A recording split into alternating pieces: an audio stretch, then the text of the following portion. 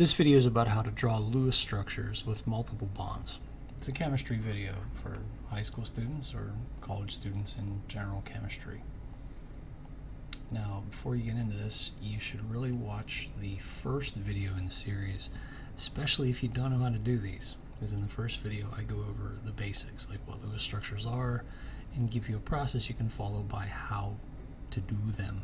I'm going to be using that process here, and I'm not going to go over it too much. So if you want more detail on exactly what I'm doing and why, please watch the other video. It'll be linked in the description.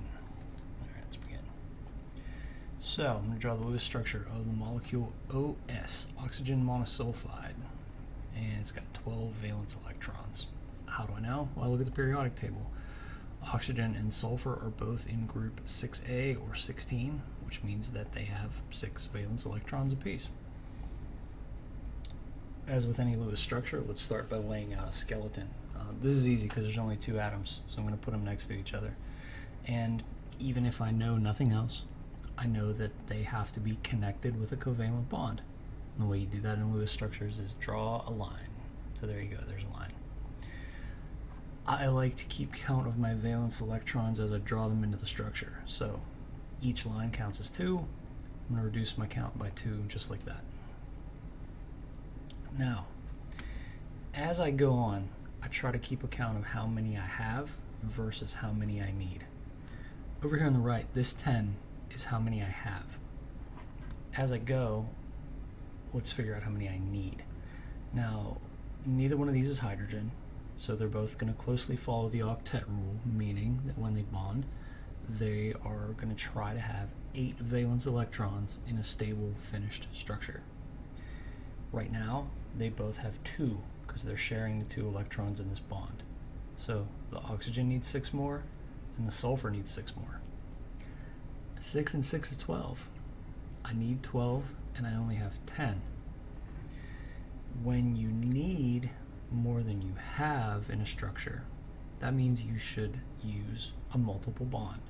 So the next thing I'm going to do is add another bond here in the middle right next to the other one. That's a double bond. And since I added another line, I used another 2 electrons, so I'll reduce my count to 8. Now let's check again.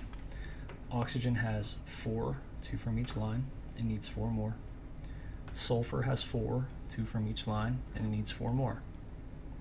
When you have as many as you need, you can finish off by just putting in the rest of the electrons as lone pairs. So let's put a lone pair on the oxygen and reduce the count by 2. Put another lone pair on the oxygen, reduce the count by 2 again. So the oxygen is now done. It's got 8 valence electrons.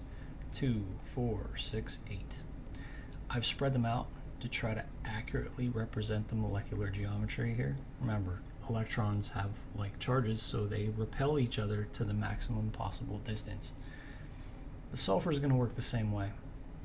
I'm going to add the other 4 electrons that it needs in lone pairs like this and cross them off as I go. There. Now all 12 electrons are in the picture. Both atoms have a full octet of electrons. Structure's done, and we're good.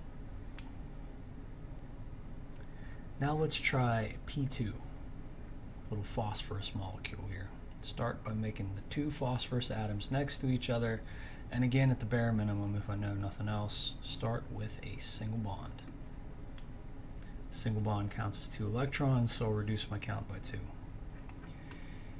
Each phosphorus has 2 electrons from the bond. Each phosphorus needs 6 more electrons. So I need 12, but I only have 8. Let's start with a double bond. Put in 2 more electrons, reduce my count by 2. Now I have 6 left. How many do I need? Well, now, since both phosphorus atoms share the 2 lines in the middle, they both have 4. They both need 4 more. 4 for this one, plus 4 for this one is 8 more that I need. I still need more than I have. So I'm going to put another bond and make a triple bond between the 2 phosphorus atoms. Once I do that, we'll take the count down to 4. I have 4 electrons left to place. This phosphorus on the left has 6. It needs 2 more. because it needs to get to 8 to fulfill the octet rule. This phosphorus on the right has 6. It needs 2 more as well. So let's put in a lone pair in the one on the left, drop the count to 2, put in a lone pair in the one on the right, and drop the count to 0. Both atoms have 8 electrons. Nothing has a charge. We're done. Here's another one, a little more than a diatomic here. CH2O, this is formaldehyde. Now, first let's lay out the atoms. Like I talked about in the other video, if you have a choice about which atom to put in the middle, you want to put the one in the middle that will make the most bonds. Generally, that's the one furthest to the left on the periodic table, except for hydrogen, which can never make more than one bond. So I'm going to put carbon in the middle. Carbon is furthest to the left on the table of these atoms, other than hydrogen. And it only has 4 valence electrons to start with, so that means that it is going to need 4 other valence electrons from somewhere. Adding up the valence electrons, we got 4 from carbon, plus 2 from the hydrogens is 6, plus 6 from the oxygen is 12, gives me a total of 12. Let's start by drawing a bond between carbon and oxygen. I mean, if you know nothing else, you know that every atom in a structure that you draw has to have at least one single covalent bond to something else. Otherwise, it wouldn't be in the structure. So there's 1 carbon to oxygen. I'll reduce my count by 2.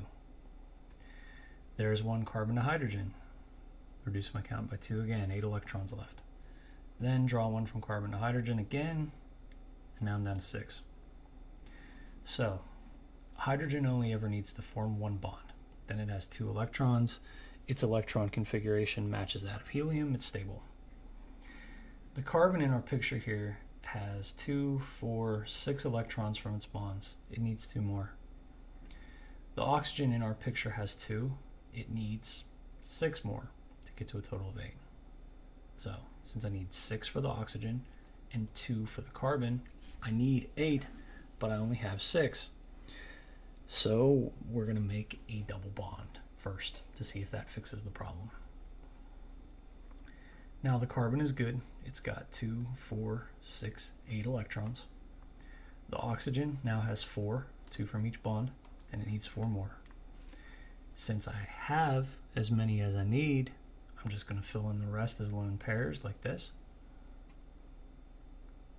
And there you go. The structure is done. Everything obeys the octet rule. One more. N2H2, 12 valence electrons. Nitrogen has 5. 2 times 5 is 10, plus 1 for each hydrogen is 12. Let's lay out the structure here. There's no one clear central atom. Nitrogen can form more bonds than hydrogen, so you'd want it in the middle of the structure. Since there's 2 nitrogens, the sensible thing to do is just connect them to each other. Reduce my count to 10, and then I'm going to have to put a single bond to each hydrogen, of course. So one at a time, draw the bond and reduce my count. And now I've got 6 electrons left. Like before, each hydrogen is good. It's got a bond to another atom, sharing 2 electrons, so it matches helium. Everything's all right. Each nitrogen has 4 electrons in this picture because it is in one bond with another atom. Since each nitrogen has 4 electrons, that means each nitrogen needs 4 more. 4 plus 4 is 8, so I need 8 electrons, but I only have 6. Well, just like in the last couple of examples in this video, we're going to add a double bond and then do our count again. Now each nitrogen has 6 and needs 2 more. 2 plus 2 is 4. I need 4. I have 4. Let's put a pair on this nitrogen and then put a pair on the other one. And we're good. We've got a good structure. Keep in mind that if you're actually looking at this 3D, this lone pair, this bond to hydrogen and this double bond should be pushed out to about 120 degrees between each other, like I did in the last example. All right, there's a couple examples of how to draw Lewis structures with multiple bonds.